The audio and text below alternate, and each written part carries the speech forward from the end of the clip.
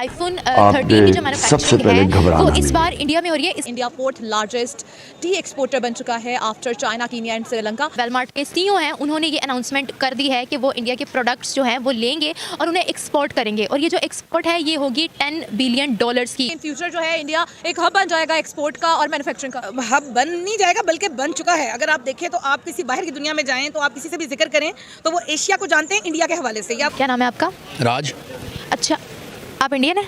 जी मैं इंडियन हूँ, San Francisco में रहता हूँ जी। हम अभी भी स्टिल वो 1947 में ही खड़े हैं कि हमने उनसे जो है ना वार ही करनी है। लेकिन हमने अगर वार करनी है तो हम उनसे आईटी से कंपेयर करें, हम इंटरनेशनल बिजनेस से करें, हम एजुकेशन से करें, तो ये चीज़ें डेफिनेटली इंडिया हमसे बहुत आगे है। So one thing I noticed about India, like I said, born and brought up there, and I deal with a lot of Indians too. तो they are very business savvy, ठीक है ना जी। उनको सुबह उठते हैं तो उनको होता है कि पैसा कैसे कमाना है, बिजनेस क्या करना है। लाहौर में मैंने देखा लोग उठते हैं तो बोलते हैं खाना क्या है। अभी वहाँ पे भी देखिए, वहाँ पे एक आपको जो है ना 5th और 7th स्केल जो स्टैंडर्ड का बच्चा है वो हमारे इक्वल टू वो मास्टर डिग्री है। अभी हमारे यहाँ पे मास्टर लोग करके जाते हैं तो वहाँ पे इतना वो अचीव नहीं कर सकते जितना वो 7 और 6 स्टैंडर्ड का बच्चा कर रहा है। अच्छा आमना, मुझे ये बताएं कि इंडिया जो है फोर्थ लार्जेस्ट टी एक्सपोर्टर बन चुका है after Kenya, Sri Lanka and China. आप इसके बारे में क्या कहते हैं? अच्छा, इंडिया की अगर बात की जाए तो इंडिया एक ऐसा मुल्क है कि उसने कुछ सालों में बहुत तरक्की की है। और अगर मैं बात करूं कि मतलब एक्सपोर्टर की हैसियत से, तो वो मुख्तलिफ जो दुनिया की कंपनीज हैं, मुख्तलिफ मुल्कों की जो कंपनीज हैं, वो वहाँ पर आकर अभी जो है वो हब के तौर पर उसको इस्तेमाल कर रही हैं। गूगल का जो है, गूगल उधर आके काम करे। इसके अलावा आईफोन जो है अपने मैन्युफैक्चरिंग ट्रायल बेसिस पे वहाँ पे आईफोन 13 का वो प्लांट लगा रहा है। इसके अलावा भी बहुत सारी कंपनीज वहाँ पे काम कर रही है। अच्छा मुझे ये बताएं कि आपको क्या लगता है कि आने वाले दिनों में इन फ्यूचर जो है इंडिया एक हब बन जाएगा एक्सपोर्ट का और मैन्युफैक्चरिंग का? हब बन नहीं जाएगा बल्कि बन चुका है। अगर आप देखें तो आप किसी बाहर की दुनिया में जाएं तो आप किसी से भी जिक्र करें तो वो एशिया को जानते हैं इंडिया के हवाले से, या वो एशियंस को कहते हैं कि अच्छा are you from India. Pakistan को तो कुछ जानते ही नहीं है। और पाकिस्तान का अनफॉर्चुनेटली बहुत सालों से हमारे जो सियासतदान हैं उन्होंने बड़ा बेड़ा गर्क किया है। जो आता है वो कोशिश करता है कि मैं इसको खा लूँ।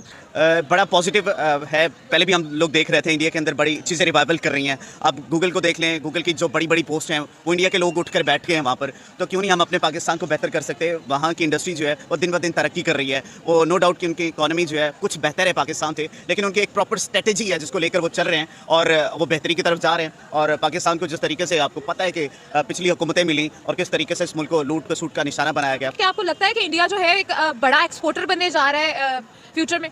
नहीं, इतनी जल्दी तो वो नहीं कर पाएगा, क्योंकि अभी जो सी पैक चल रहा है पाकिस्तान के ऊपर, जो चाइना अपनी पूरी की पूरी इन्वेस्टमेंट यहाँ पर करके बैठा हुआ है, तो नो डाउट कि पाकिस्तान आने वाले दिनों के अंदर बेहतरी की तरफ आएगा।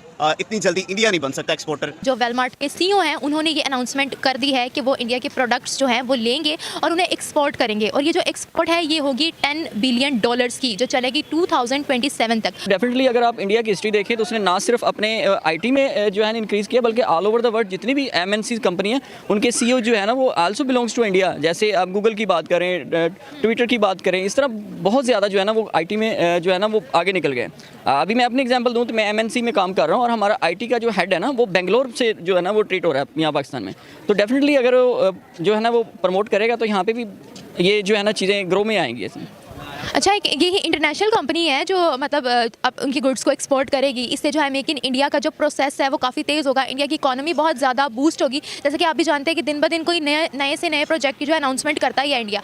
तो अब मुझे ये बताएं कि इससे उनको कितना ज़्यादा फ़ायदा होगा और हम लोग कहाँ स्टैंड करें इस वक्त? डेफिनेटली आप देखें इंडिया जनूबी एशिया में इस टाइम सबसे ज़्यादा ग्रोइंग फेज में चल रहा है। आप देखें वहाँ पे नेपाल से लोग आ रहे हैं, श्रीलंका से वहाँ पे जॉब कर रहे हैं। लोगों का जो एम्प्लॉयमेंट लेवल है वो इंक्रीज़ हो रहा है, लाइफ स्टैंडर्ड इंक्रीज़ हो रहा है। और आप अगर देखिए तो मतलब उनका जो एजुकेशन है, अब हमारे यहाँ पे वो एक इंटर और ग्रेजुएशन लेवल पे वो एजुकेशन है जो वहाँ पे उनकी प्राइमरी लेवल पे एजुकेशन है, तो उनकी कम्युनिकेशन भी स्ट्रॉन्ग है। उनका जो है ना ऑल ओवर द वर्ल्ड एक वर्थ भी बन चुकी है। ये सिर्फ उन्होंने अपनी स्ट्रगल से किया है। हम अभी भी स्टिल वो 1947 में ही खड़े हैं कि हमने उनसे जो है ना वार ही करनी है। लेकिन हमने अगर वार करनी है तो हम उनसे आईटी से कंपेयर करें, हम इंटरनेशनल बिजनेस से करें, हम एजुकेशन से करें, तो ये चीज़ें डेफिनेटली इंडिया हमसे बहुत आगे है। जी ये बड़ी अच्छी बात है।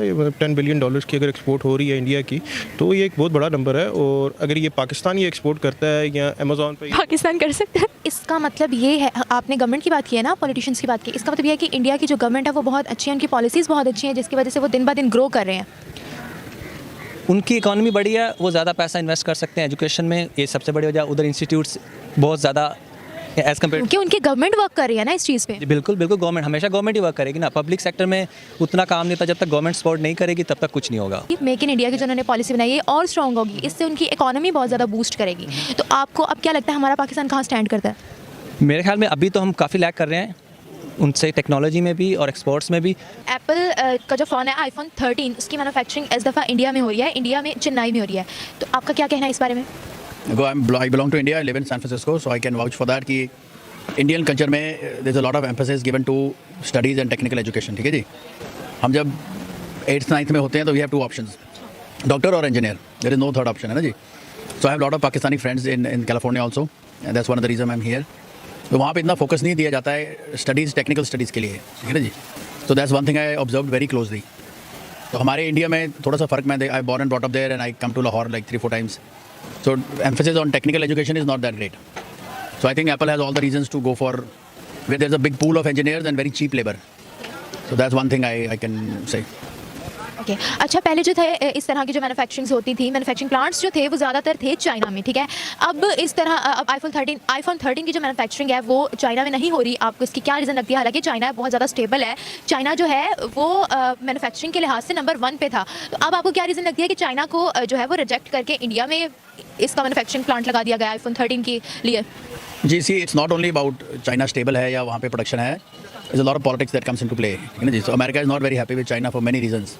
So all the big giants, they're trying to teach China a lesson. We have other options. So if you don't behave yourself, we can go other places. So I think India came out to be number 1 option after China.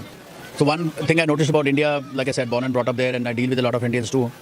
So they are very business savvy. ठीक है ना जी. उनको सुबह उठते हैं तो उनको होता है कि पैसा कैसे कमाना है, बिजनेस क्या करना है. लाहौर में मैंने देखा लोग उठते हैं तो बोलते हैं खाना क्या है. इसका मतलब है कि इंडिया के लोग जो हैं वो एज़ कम्पेयर टू पाकिस्तान वो ज़्यादा हार्ड वर्किंग है. जैसा कि आपने बताया सुबह उठते हैं तो उनको काम पे जाने की फिक्र होती है और यहाँ पर लोग खाना मांगते हैं. इसका मतलब तो यही हुआ ना कि वहाँ के जो लोग हैं वो ज़्यादा हार्ड वर्किंग है.